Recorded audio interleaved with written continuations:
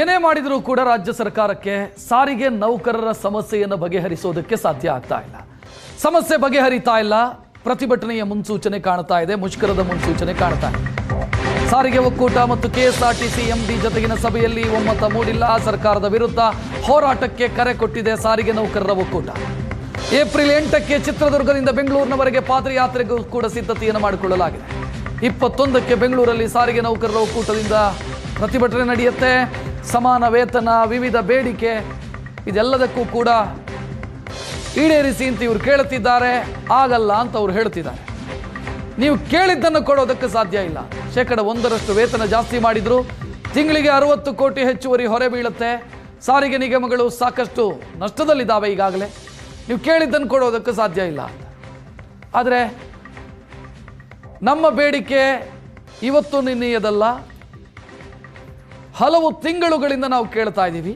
ಬೇಡಿಕೆ ಈಡೇರದ ಹೊರತು ಪ್ರತಿಭಟನೆ ಹೋರಾಟವನ್ನು ಹೊರತುಪಡಿಸಿದರೆ ಬೇರೆ ದಾರಿ ನಮಗಿಲ್ಲ ಅಂತ ಸಾರಿಗೆ ನೌಕರರ ಒಕ್ಕೂಟ ಹೇಳಿಕೊಡ್ತಾ ಇದೆ. ಮಾತುಕತೆ ಆಯಿತು, ಬಟ್ ಏನೂ ದೊರಕಲಿಲ್ಲ. ಅವ್ರು ಏನು ಕೊಡೋಕ್ಕೆ ತಯಾರಾಗಿಲ್ಲ. ಅವ್ರು ಹೇಳೋದು ಯಾವ ರೀತಿ ಅಂತ ಹೇಳಿದ್ರೆ, ಅರ್ಕಾಸುರನ್ನ ಬಾಯಿಗೆ 6 ಕಾಸನ್ನು ಮಜ್ಜಿಗೆ ಹಾಕ್ತೀನಿ ಅಂತ ಹೇಳ್ತಾರೆ.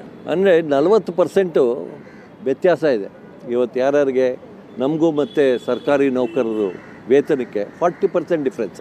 ಆದರೆ ಇವ್ರು ಹೇಳ್ತಾ ಇರೋದು 3% ಕೊಡ್ತೀವಿ ಅಂತ. ಅಂದರೆ ಇದನ್ನು ಯಾರು ನಾಯಕರಾಗಿ ನಾವು ಒಪ್ಕೊಳಕ್ಕಾಗುತ್ತಾ? ನಮ್ಮ ಎಂಪ್ಲಾಯೀಸ್ಗಳು ತೊಡೋದು ಬಲಿಪಶುಗಳು ಮಾಡೋಕ್ಕಾಗುತ್ತಾ? ನಮ್ಮ ಬೇಡಿಕೆ ಭಾಳ ಸಿಂಪಲ್ ಆಗಿದೆ ಸರ್. ನಾವು ಸಮಾನ ವೇತನ ಕೇಳ್ತಾ ಇದ್ದೀವಿ. ಇಲ್ಲ ಸಮಾನ ವೇತನ ಕೊಡೋಕ್ಕಾಗಲಿಲ್ಲ ಅಂತ ಇಟ್ಕೊಳ್ಳಿ, ಆಲ್ಟರ್ನೇಟಿವ್ ನಾವು ಹೇಳಿದ್ವಿ, ಪರ್ಸೆಂಟೇಜ್ ನೀವೇ ಡಿಸೈಡ್ ಮಾಡಿ, ಅದನ್ನು ಮಧ್ಯಕಾಲಿಕ ಪರಿಹಾರ ಅಂತ ಬಿಟ್ಟು ಘೋಷಣೆ ಮಾಡಿ, 6 ತಿಂಗಳ ಚುನಾವಣೆ ಮಾಡಿಸಿ, ಚುನಾವಣೆ ಮಾಡಿ ಯಾರು ಗೆದ್ದು ಬರ್ತಾರೆ ಅವ್ರ ಹತ್ರ ನೀವು ಮಾತುಕತೆ ಮಾಡಿ ಮುಂದಿನ ನೆಗೋಷಿಯೇಷನ್ ಆಗಬೇಕಾ.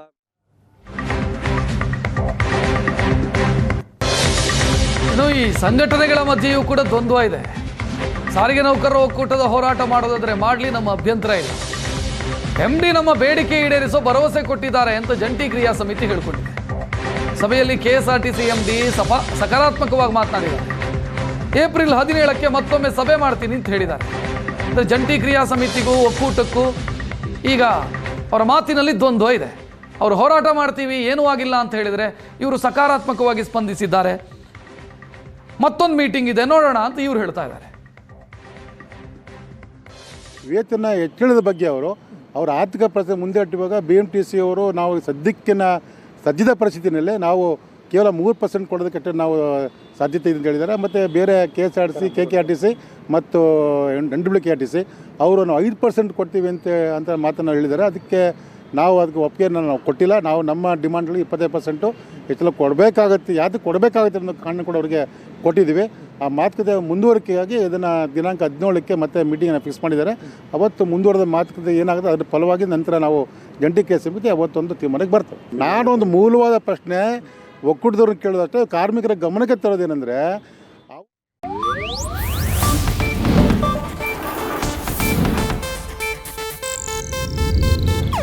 ಇದು ಏಷ್ಯಾನೆಟ್ ನ್ಯೂಸ್ ನೆಟ್ವರ್ಕ್ ಪ್ರಸ್ತುತಿ.